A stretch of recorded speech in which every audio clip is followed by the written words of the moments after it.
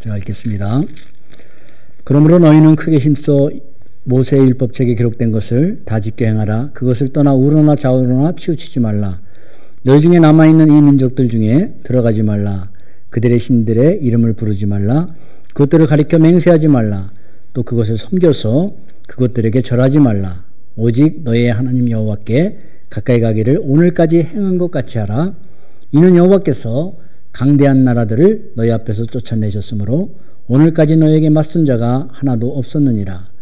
너희 중 한 사람이 1000명을 쫓으리니 이는 너희 하나님 여호와 그가 너희에게 말씀하신 것 같이 너희를 위하여 싸우심이라. 그러므로 스스로 조심하여 너희 하나님 여호와를 사랑하라.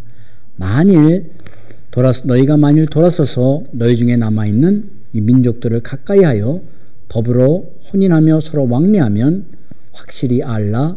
너희 하나님 여호와께서 이 민족들을 너희 목전에서 다시는 쫓아내지 아니하시리니 그들이 너희에게 올무가 되며 덫이 되며 너희 옆구리에 채찍이 되며 너희 눈에 가시가 되어서 너희가 마침내 너희 하나님 여호와께서 너희에게 주신 이 아름다운 땅에서 멸하리라. 아멘. 오늘도 함께 나누시는 이 말씀을 통해서 새로운 은혜와 결단, 회복의 역사가 일어나시기를 예수님의 이름으로 기도합니다. 여러분도 아시다시피 그리스의 알렉산더 대왕은 가장 짧은 기간 동안 가장 넓은 땅을 정복했던 왕입니다. 그는 20세의 나이에 왕이 되자 소아시아 지역은 물론 페르시아와 이집트 나아가 인더스강 서쪽 지금의 파키스탄까지 정벌하고 인더스강을 건너서 인도까지 정복하기로 마음을 먹었습니다.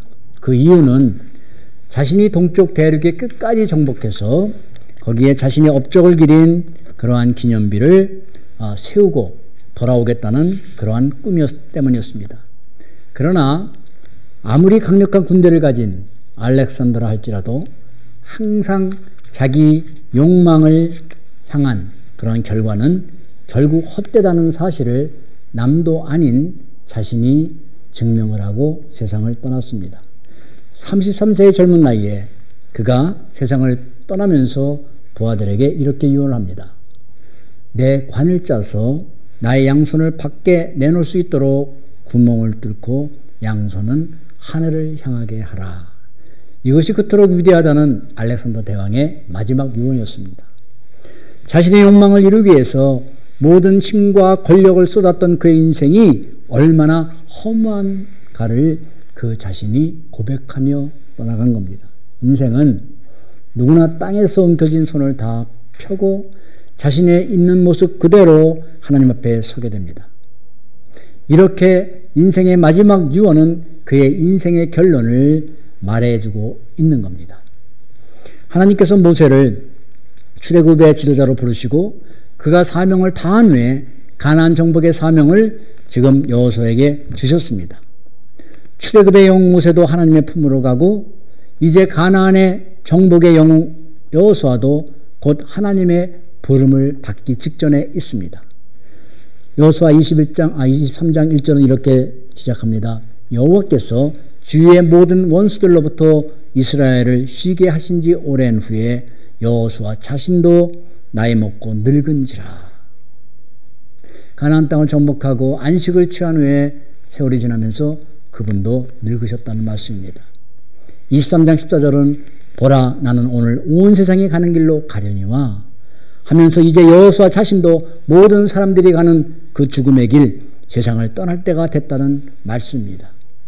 이렇게 누구도 거부할 수 없는 그리고 가야만 하는 그 길이라면 인생이란 기계 동안 우리는 어떻게 살아가야 하는가 그리고 어떤 메시지를 남기고 살아가는 인생이 되어야 할 것인가가 중요한 문제일 것입니다. 여호수아는 23장과 24장 두 장을 거쳐서 유언과 같은 마지막 메시지를 지금 주고 있습니다. 오늘 말씀은 그러므로 하는 말로 시작을 합니다. 그러므로 너희는 크게 힘써 모세 율법책에 기록한 것을 다 지켜 행하라. 여기서 이 그러므로는 앞에 기록된 말씀들을 받는 이어주는 그러므로죠. 하나님께서 과거에 이스라엘을 위하여 행하여 주신 일과 장차 행하실 일들을 설명해 준 후에 그러므로 너희는 이렇게 행하라. 그러므로 너희는 현재 이렇게 행하라. 라는 그러므로입니다. 그러므로 현재 이스라엘 백성들이 행할 첫 번째 그러므로가 무엇인가 라는 겁니다. 바로 저와 여러분들이 현재 오늘이라는 시간에 하나님께서 과거에 우리를 구원하여 주셨고 장차 우리에게 영원한 하나님의 나라를 예비해 주셨고 그 수많은 복된 약속들을 받은 우리, 그런 우리가 현재 어떻게 살아야 될까? 그러므로 우리는 어떻게 현재를 살아가야 될까? 오늘을 살아가야 될까? 라는 문제를 지금 말씀해 주고 있는 것이죠. 첫 번째, 크게 힘써 하나님의 말씀을 지켜 행하는 삶을 살라고 말씀합니다. 이스라엘 민족들이 아직도 차지할 땅들이 남아있지만 그들이 가나안 민족들과의 싸움에서 승리해서 정복한 땅을 분배하고 안식을 취하는 여기까지 올 수 있었던 것은 그들의 군사력이 아니라 그들의 지혜가 아니라 오직 하나님의 은혜와 능력에 있었습니다. 물이 넘치는 요단강을 건너고 여리고성을 앞두고 할례를 행하고 견고한 여리고성을 모래성처럼 무너뜨릴 수 있었던 것은 이해가 되지 않는 하나님의 말씀의 순종의 결과라는 것을 그들은 이미 체험했습니다. 그 모든 일들이 인간적인 생각으로는 분명 어리석고 매우 위험한 모험이지만 믿음은 결코 모험이 아닙니다. 그러나 믿음은 우리가 생각하는 모험을 요구합니다. 믿음은 모험이 아니지만 믿음 속에는 모험이 담겨 있습니다. 그렇다면 여러분, 믿음과 모험의 가장 중요한 차이는 무엇인가라는 겁니다. 믿음에는 신실하신 하나님의 약속의 말씀이 담겨 있고 모험 속에는 하나님의 약속의 말씀이 없습니다. 하나님의 약속이 있고 없고의 차이입니다. 모험은 단지 확률과 자기 확신이 있을 뿐입니다. 자기 경험이 있을 뿐입니다. 과거에 내가 이런 어려운 일도 이렇게 경험해서 이겨냈어 하는 그런 자기 경험으로부터는 확신. 그러므로 여러분, 이해가 되지 않는 하나님의 말씀 앞에 순종함으로 위험해 보이는 모습일지라도 무모해 보이는 모습일지라도 진정한 승리와 안정이 보장이 된다는 말씀입니다. 바로 이것이 하나님의 말씀을 믿는 믿음 속에 담긴 겁니다. 진정한 승리가 있습니다. 위험해 보이지만 안전한 보장이 되어 있습니다. 주의 말씀은 내 발의 등이요 내 길의 빛이니이다. 이 시편 119편 105절의 말씀 그대로 하나님의 말씀이 어두운 세상 속에서도 우리로 바른 길을 가도록 하는 인도자이기 때문입니다. 하나님의 은혜와 능력이 담겨있기 때문입니다. 갈 바를 모르고 방황하고 흔들리는 우리 인생이 가야 할 길을 바르게 갈 수 있도록 주시는 하나님의 능력입니다. 그러므로 시편 기자는 이어서 주의 말씀이 내 발의 등이요 길이라고 고백하면서 곧 이어서 그러므로 주의 의로운 율례를 지키기로 맹세하고 결단하였나이다. 굳게 정하였나이다. 고백합니다. 그러므로 하나님의 말씀이 이러함으로 주의 말씀을 내가 지키기로 맹세하고 굳게 결단합니다. 정합니다. 그러므로 여러분, 세상 속에서 하나님의 말씀을 지켜 살아가는 모습이 어리석은 모습 같지만 그가 진정한 지혜자입니다. 세상 그 무엇과도 비교할 수 없는 진정한 승리와 영원한 영광이 기다리고 있기 때문입니다. 6절에 보면 좌로나 우로나 치우치지 말라 말씀합니다. 이 말씀은 중간을 유지하라는 그런 의미가 결코 아닙니다.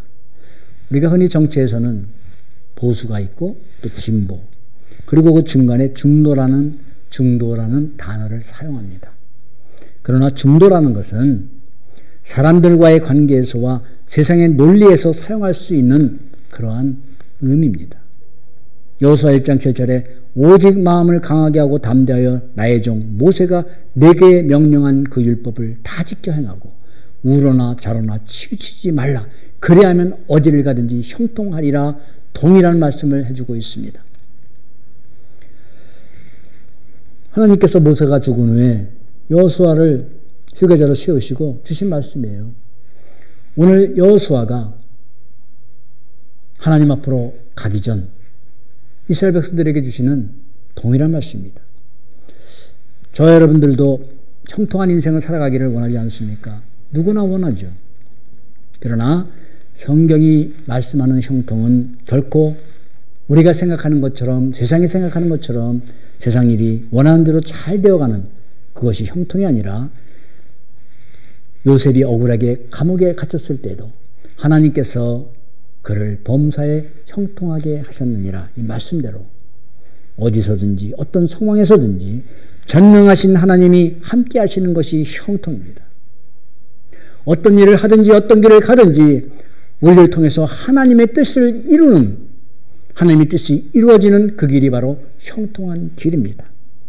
여러분, 이 형통한 길은 우리에게도 동일합니다. 그렇다면 하나님께서 또 여호수아가 이스라엘 백성들에게 좌로나 우로나 치우치지 말라 한 기준이 뭡니까? 여러분, 기준이 있어야 우리가 좌로 가든 우로 가든, 좌로 치우쳐 살든 우로 치우쳐 살든 할 거 아닙니까? 그 기준은 바로 하나님의 명령하신 말씀입니다. 그리고 기록된 하나님의 말씀입니다. 그러므로 다수의 많은 사람들이, 아무리 많은 사람들이 우편이 맞다, 좌편이 맞다, 아니다, 중간이 더 합리적이고 포용적이다 할지라도 하나님의 절대 기준인 말씀을 떠나 있으면 좌든 중간이든 우든 모두 잘못된 길을 가고 있다는 말씀이에요. 그러므로 여러분, 좌로나 우로나 치우치지 말라는 말씀 앞에 무엇이 탈선인지를 분명하게 알려주는 말씀이 있습니다. 바로 그것은 그것을 떠나라는 말씀입니다. 모세가 율법책에 기록한 그 말씀 다 지켜 행하라. 그것을 떠나 우로나 좌로나 치우치지 말라. 그러므로 여러분, 하나님의 말씀을 떠나는 그 순간 그 길이 좋아 보이든 선해 보이든 다 그것은 하나님을 떠난 탈선의 길이라는, 잘못된 길이라는 말씀입니다. 그러므로 이스라엘 백성들이 가나안 땅에 들어가기 전 하나님께서 여호수아에게 오직 하나님의 말씀만을 의지하여 그 땅을 정복하라 하신 것처럼 이스라엘 백성들이 가나안 땅을 정복한 후에도 여호수아도 이스라엘 백성들에게 오직 하나님 말씀만을 기준으로 삼고 지켜 행하며 살라고 유언적으로 지금 당부하고 있는 겁니다. 말씀을 지켜 살아가는 것이 얼마나 중요한 문제인지 하나님은 그리하면 어디를 가든지 형통하게 하리라 약속하셨어요. 바로 이것이 우리가 형통한 삶을 살아가는 길입니다. 말씀 떠나 살아가지 않는 것. 어렵지만 힘들지만 크게 힘써서 지켜 행하며 살아가려고 애쓰고 힘쓰는 것. 할렐루야. 이것이 바로 형통의 길이라고 성경은 분명하게 증거하고 있지 않습니까? 그러므로 여러분, 이스라엘 백성들이 그 길을 갈 수 있도록 인생 말년에 여호수아는 유언을 하고 있다는 말씀이에요. 저 여러분들은 당시 가나안 땅의 문화보다 더 타락하고 하나님을 대적하는 패역한 시대를 살아가고 있습니다. 과거 어느 때보다 우리의 인생을 즐겁게 하고 재미있게 하고 행복하고 성공적으로 이끌어질 것 같은 수많은 세상 우상 속에서 우리는 살아가고 있다는 말씀입니다. 이런 세상 속에서, 이런 어지러운 세상 속에서, 수많은 것들이 우리를 미혹하는 세상 속에서 우리는 무엇을 삶의 기준으로 삼고 좌로나 우로나 치우치지 아니하고 진정으로 하나님 앞에 형통한 삶을 살아갈 수 있겠는가라는 말씀입니다. 오직 하나님의 말씀만을 기준으로 삼고 크게 애써서 지키고 행하라 하는 말씀 그대로, 그것이 바로 우리가 이 세상을 이기며 하나님을 떠나가지 않는 길입니다. 그러나 여러분, 말씀과 어긋난 가치관으로 충만한 이 세상 속에서 하나님의 말씀을 지켜 행하며 살아가는 그 길 결코 쉬운 일이 아니기에 6절에 너희는 크게 힘쓰라 말씀합니다. 크게 힘쓰라는 이 말씀은 굳게 결심하고 힘을 다하라, 용기를 다하라는 의미입니다. 시편 기자가 여호와의 말씀을 지키기로 굳게 정하였나이다, 이와 동일한 의미입니다. 굳게 결심하고 힘 다하라, 용기를 다하라, 믿음의 용기를 다하라, 바로 이 말씀입니다. 바로 말씀을 지켜 행하지 못하도록 대적하는 악한 영이 있기 때문입니다. 말씀을 지켜 살아가는 것은 그 길에는 고난과 희생이 따르기 때문입니다.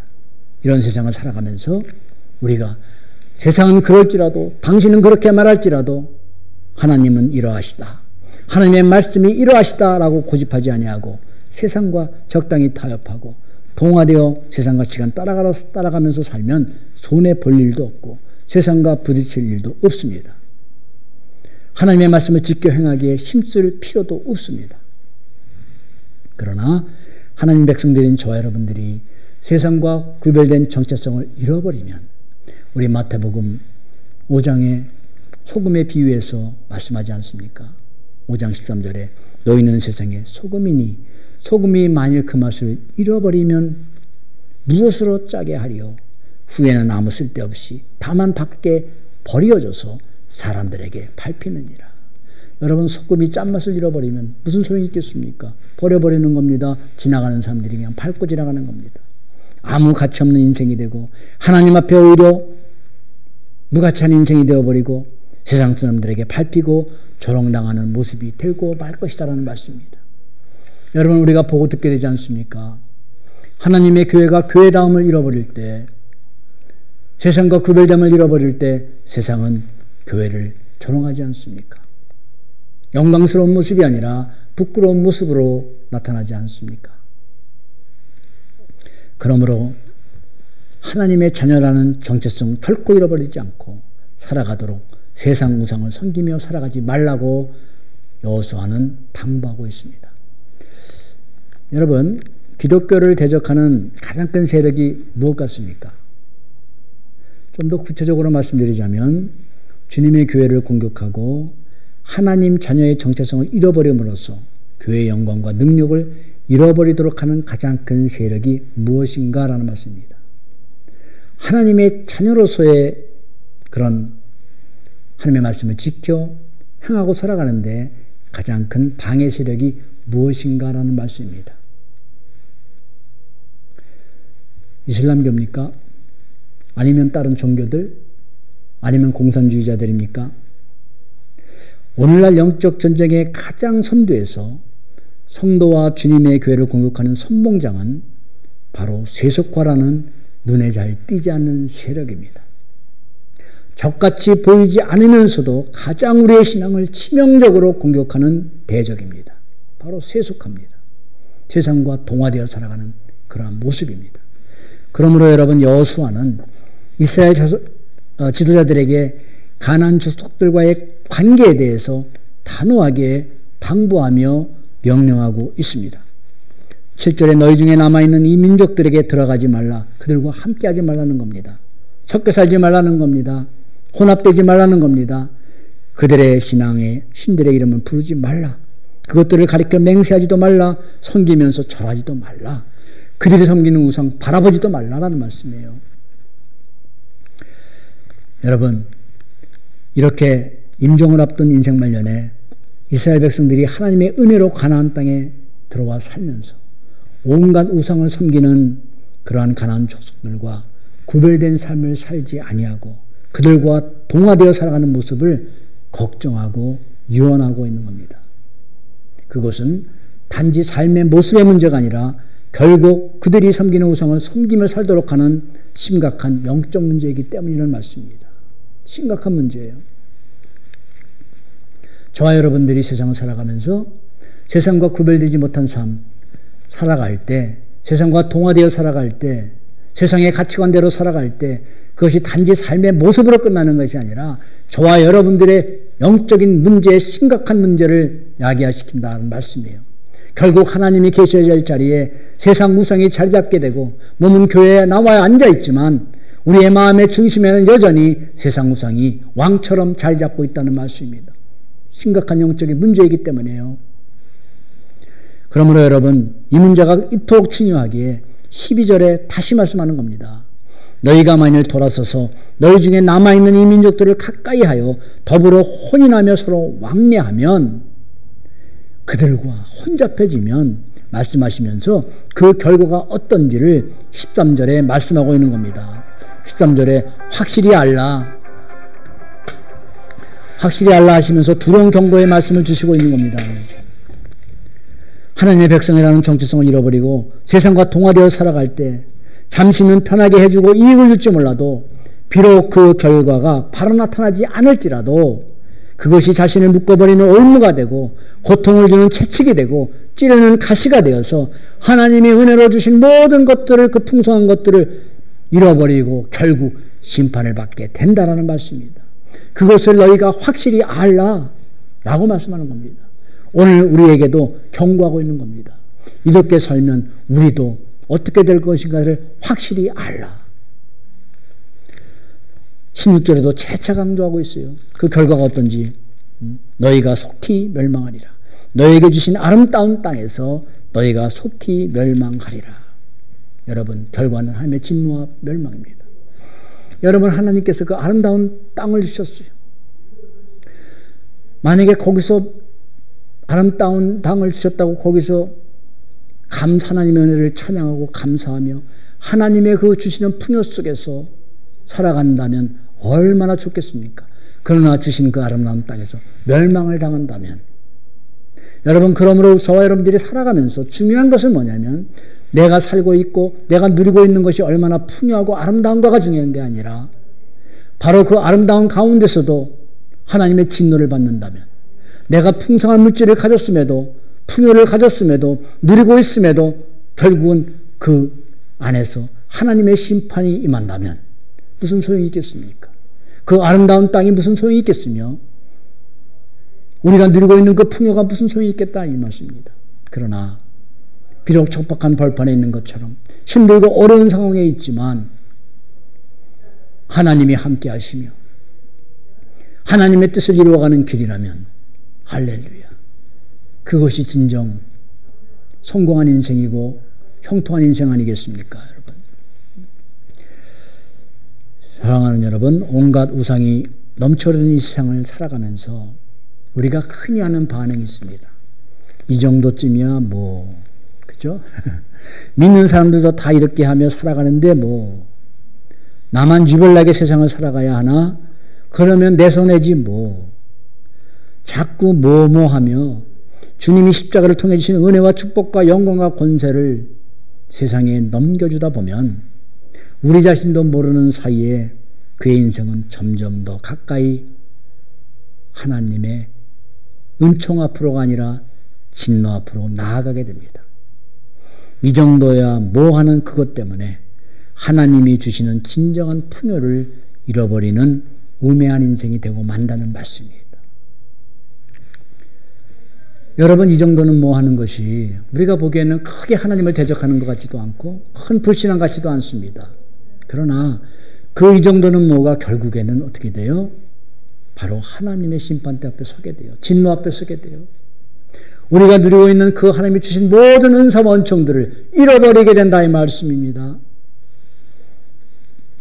저라타는 결코 우리에게 하나님을 모르는 세상 사람들과 다르게 살라고 말하지 않습니다. 여러분, 지금 우리가 주님을 믿는다고 해서 저 공산권과 이북 땅과 아니면 이슬람권에서 핍박하는 것처럼, 아니면 초대교회의 로마 황제에게 숭배하지 않으면 죽이는 그런 순교를 당하는 그런 것처럼 그런 핍박은 없지 않습니까? 그러나 여러분, 우리가 더 그에 못지않게 우리의 신앙을 갉아먹고 결국 하나님의 진노 앞에 서게 하는 것, 그게 뭐예요? 이 정도는 뭐, 바로 그것이에요. 그래서 사단은 세상 사람들과 다르게 살지 말라, 믿는 사람처럼 살라고 말하지 않아요. 또한 그들과 동일하게 살라고도 말하지 않습니다. 단지 서로 타협하고 서로 유익이 되는 길을 함께 가라, 받아들이면서 함께하며 살라라고 속삭일 뿐이에요. 그러나 우리에게 주신 하나님의 법인 말씀이 저 여러분들의 삶의 기준이 되지 않는 그 순간 하나님의 백성이라는 우리의 정체성은 희미해지기 시작하고 우리의 주신 그 영광스럽고 귀한 사명도 식어지기 시작하고 결국에는 그 사명을 감당할 능력조차 사라지게 된다는 말씀입니다. 이토록 치명적이고 위험한 것이 세상과의 동화입니다. 세속적인 신앙입니다. 그러므로 여러분, 우리는 이 인생을 살아가면서 누구를 섬기고 따르며 살아갈 것인가 하는 문제를 무엇보다 가장 먼저 분명하게 결단하고 살아가야 한다는 말씀입니다. 우리 인생의 가장 중요한 것, 과연 하나님이 주신 인생의 기간 동안 나는 누구를 섬기고 누구를 따르며 살아갈 것인가, 이것을 굳게 결정하고 살아가는 길이에요. 그리고 그 길을 갈 수 있도록 힘써 애써서 주님을 따라가는 길입니다. 하나님의 말씀을 따라가는 길이에요. 저 여러분들이 이 거대한 세속화의 물결에 휩쓸리지 아니하고 오히려 그 물결을 순결한 믿음으로 거슬러 올라가고 있다면 바로 10절은 이렇게 증거하고 있습니다. 너희 중 한 사람이 1000명을 쫓아하리니 이는 너희의 하나님 여호와가 그가 너에게 말씀하신 것 같이 너희를 위하여 싸우심이라. 아멘. 일당천이 돼서 승리케 하리라. 일당천이 될 수 있도록 하나님이 너와 함께 하리라 약속하시고 계십니다. 이 말씀대로 저 여러분들이 이 세상을 이기고 동화되지 않고 세속화의 대적을 이기고 순결한 믿음으로 살아갈로 말미암아 이 시대 일당천인 이 시대 믿음의 용사들이 될 것이라는 말씀입니다. 어디를 가든지 어느 상황 가운데서나 하나님이 함께 하시는 형통의 삶을 살게 될 것이라는 말씀이에요. 그러므로 우리는 어떻게 살아가야 됩니까? 현재라는 시간을 그러므로 하나님을 가까이 하라. 하나님을 더욱 사랑하라. 그 말씀입니다. 8절에 말씀합니다. 오직 너의 하나님 여호와께서 가까이 하기를 여호와 하나님께 가까이 하기를 오늘날까지 행한 것 같이 하라. 그리고 11절에도 말씀합니다. 그러므로 스스로 조심하여 너의 하나님 여호와를 사랑하라. 하나님을 가까이 하라. 사랑하라. 여러분, 사람은 누구나 살아가면서 어떤 사람과 가까이 지내는가에 따라서 그 인생은 많은 영향을 받습니다. 선하고 믿음이 좋은 사람을 가까이 하면 당연히 선한 영향을 받게 되고, 그렇지 않으면 자신도 모르는 사이에 나쁜 영향을 받게 됩니다. 여러분, 누가 좋은 친구입니까? 예전에는 나와 마음이 잘 맞아서 잘 놀아주는 친구, 잘 놀아주는 친구, 어디 가자 하면 그래 함께 가고, 이것 하자 하면 또 함께 하고. 그러나 주님을 알고 난 후 저도 바뀌었습니다. 나를 선한 길로 그리고 믿음의 길로 인도해주고, 힘들 때 주님 안에서 따뜻한 마음으로 위로해주고, 외로울 때 살포시 손잡아주고, 함께 기도해주는 친구가 좋은 친구고 가까이 할 사람입니다. 그런 사람을 만나서 믿음의 영향력을 받고 주님 안에서 교제하며 살아간다는 것은 분명 하나님이 주신 큰 축복입니다. 저도 우리 성도님들만이 아니라 또 주위에 가까이 있는 분들만이 아니라 또 타주에 있고 좀 멀리 있고 또 이렇게 팬데믹으로 인해서 자주 얼굴을 보지는 못하지만 서로 문자로 그리고 전화로 서로 위로해주고 기도해주고 또 힘을 더해주는 그런 하나님이 주신 만남의 축복들이 있습니다. 여러분, 이렇게 힘든 세상을 살아가면서 홀로 믿음 지키기가 어려운 이 세상을 살아가면서 이 세상 속에서 믿음으로 격려해주고 또 기도해주고 위로해줄 수 있는 그런 만남이 있다는 것은 정말 큰 하나님이 주신 축복임에 분명합니다. 저 여러분들이 인생을 살아가면서 이런 만남의 축복들이 계속 일어나기를 소망합니다. 아멘. 너의 하나님 여호와께 가까이 하라 할 때 가까이 하라는 원어적인 의미는 그냥 우리가 가까이 하는 것이 아니라 달라붙다, 밀착하다라는 의미입니다. 그렇다면 눈에 보이지 않는 하나님께 착 달라붙어 산다는 것은 여러분 구체적으로 어떤 모습일까요? 바로 하나님의 말씀을 따라 살아가는 하나님과의 동행일 것입니다. 또한 우리가 하나님을 가까이 한다는 것은 곧 하나님을 사랑한다는 것을 의미합니다. 사랑한다는 것을 의미합니다. 여러분, 무거운 주제의 말씀이라 잠시 머리를 식힐 겸해서 문득 생각나는 그런 일이 있습니다. 초등학교 때 이제 학년이 올라갈 때마다 반을 이렇게 나눕니다. 그런데 3학년 때인가 4학년 때 담임선생님이 어떻게 반을 나눴냐면 요 왼쪽에 한쪽에 여자들을 키순서대로 서도록 하고 또 이쪽에는 남학생들을 키순서대로 이렇게 쭉 서게 하겠습니다. 그래서 서로 이제 키가 맞는 사람끼리 앞에 앉으면서 이렇게 이제 서로 짝꿍이 되는 겁니다. 그전에는 이제 책상에 이제 둘이 이렇게 앉지 않습니까? 짝하고. 그런데 제가 그때 마음에 좋아하는 여학생이 있었습니다. 그래서 저는 제 나름대로 뒤에 서가지고 이제 그 여학생이 있는 그 순번을 제가 세고 또 그 여학생 순번하고 나랑 같이 나란히 있어야 짝이 되기 때문에 나름대로 세면서 앞에 사람에게 야, 네가 나보다 키가 더 크니까 나하고 자리 바꾸자 하면서 그 여학생과 자리를 맞췄습니다. 그래서 결국 저의 치밀한 계획과 담대한 행동으로 그 결과 짝이 됐습니다. 1년 동안 굉장히 즐거웠습니다. 가까이 있다는 것만으로도 학교 가기에 신이 나고 좋았어요. 그 당시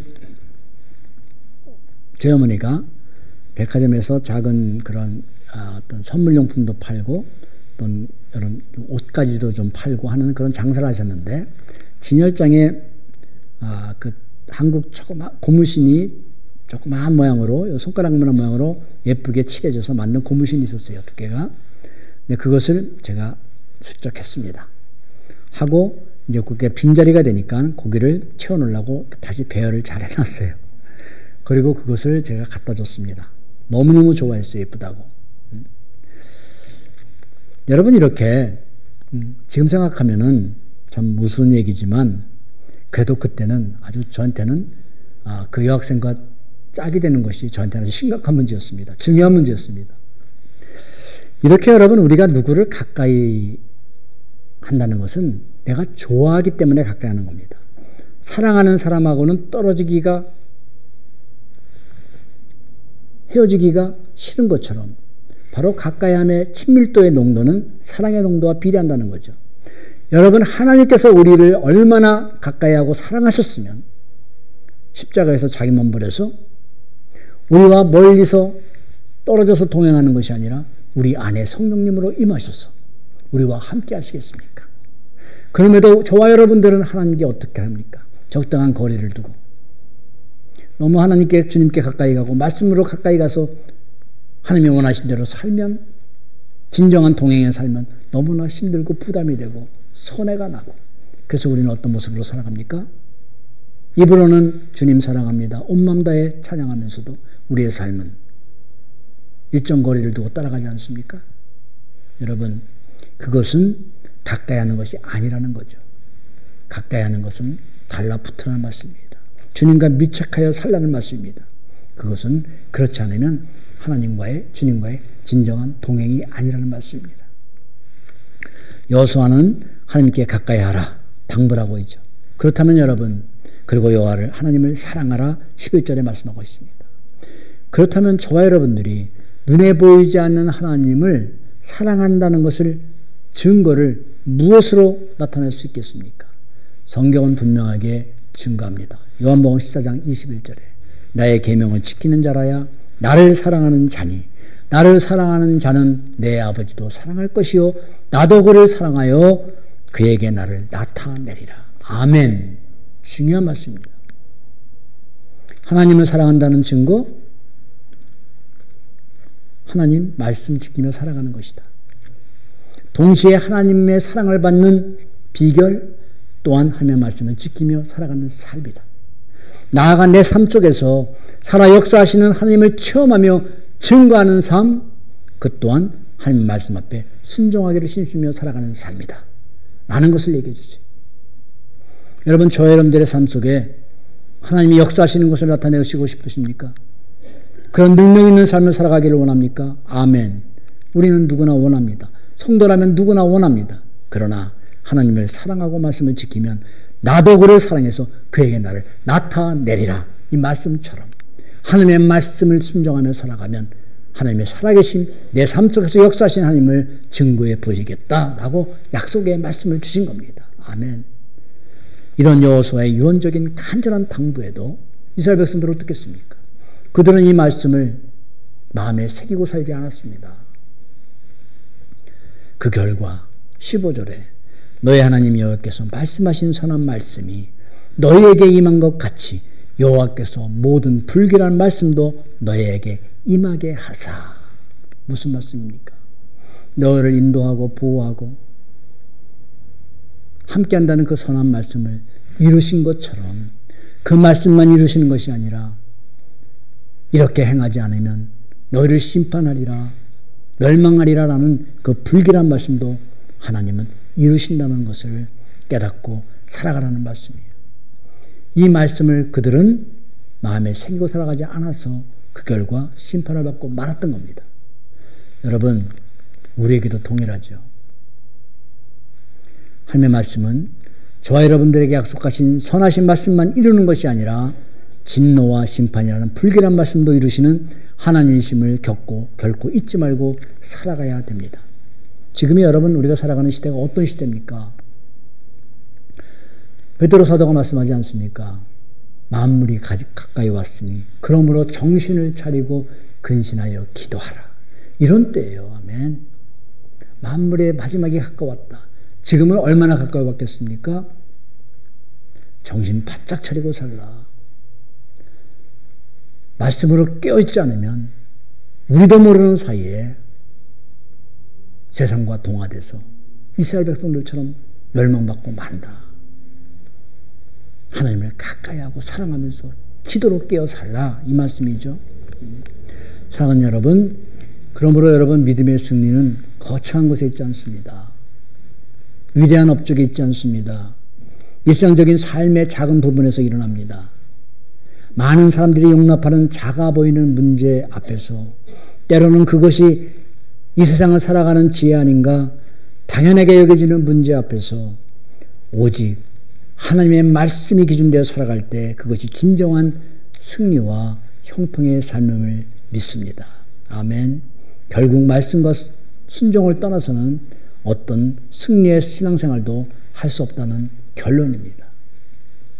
사랑하는 여러분, 우리도 언젠가는 사랑하는 그러한 가족들에게 그리고 자녀들에게 마지막 유언의 말을 남길 때가 올 것입니다. 그때 우리는 어떤 마지막 메시지를 주고 이 땅을 떠나갈 것입니까? 내가 물려준 그 많은 재산 잘 관리하라. 부디 건강하고 잘 먹고 잘 살라. 이런 유언입니까? 미국에서 여러 식당을 가진 어떤 주인이 자녀들을 모아놓고 하는 마지막 유언이 고기는 얇게 썰어야 맛있다. 고기는 얇게 썰어야 한다. 나는 마지막 말을 남기고 눈을 감았다는 확인되지 않은 글을 본 적이 있습니다. 그 말이 사실이라면 그가 식당 체인을 얼마를 가졌든 얼마를 모았든 그 인생이 너무 허무하고 사랑하는 가족들에게 준 그의 마지막 유언이 웃어야 될지 울어야 될지 모르는 비극적인 코미디 아니겠습니까?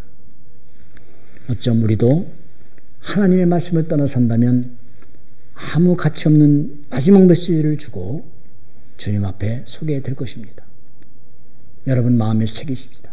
우리도 사랑하는 가족들에게 그리고 누군가에게 힘써 하나님의 말씀을 지키며 살라. 하나님 외에 세상 것들을 우상으로 섬기며 살지 말라. 하나님을 더욱 가까이 하고 더욱 사랑하며 살라. 이 귀한 유언을 남기고 주님 앞으로 가시지 않겠습니까? 이 세 가지 꼭 기억합시다. 힘써 하나님의 말씀 지키며 살라. 하나님 외의 세상 것들 아무리 좋아 보여도 아무리 유익하게 보여도 우상처럼 섬기며 살지 말라. 그런 삶을 살기 위하여 언제나 하나님을 가까이 하며 더욱 사랑하며 살라. 여러분 마지막 그날이 아니라 평소에 이런 유언의 말씀을 전하고 살아가십시다. 평소에 써놓은 우리의 유언장에 이 세 가지를 기록해 놓고 살아갑시다. 기도하시겠습니다. 하나님과 멀어지게 하는 수많은 세상 우상들이 우리를 미혹하는 악한 세대 속에서 좌로나 우로나 치우치지 아니하고 말씀 인도하시는 그 길만을 힘써 따라가기를 원합니다. 성결함을 지켜 더욱 하나님을 가까이 하게 하여 주시고 더욱 하나님을 사랑하는 삶을 살아가게 하여 주시옵소서. 예수 그리스도 이름으로 감사하며 기도드리옵나이다.